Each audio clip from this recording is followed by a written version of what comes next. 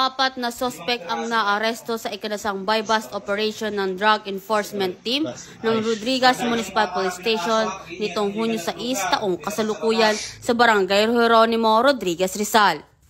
Kabilang sa mga naaresto ang 2 high-value individuals at 2 street-level individuals. Kinilala sila sa mga alias na Joji, 30 taong gulang, high-value individual ng Barangay San Jose, alias Chacha, 29 taong gulang, high-value individual ng Barangay San Isidro, JP, 39 taong gulang, street-level individual ng Barangay Pinugay Baras, at alias Dondon, 36 taong gulang, street-level individual ng Barangay Pintong, Bukawe, San Mateo, Rizal.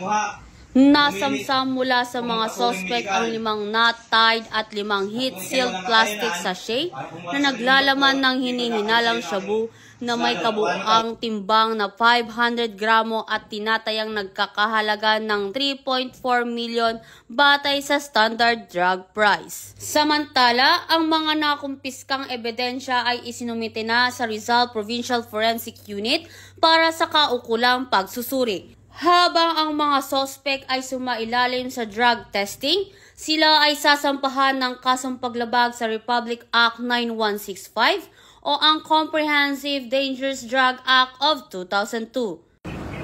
Mula dito sa Calabarzon, ako ang inyong Police News Network Correspondent, Patrolwoman Jessicris S. Obrero, alagad ng batas, tagataguyod ng Balitang Pulis.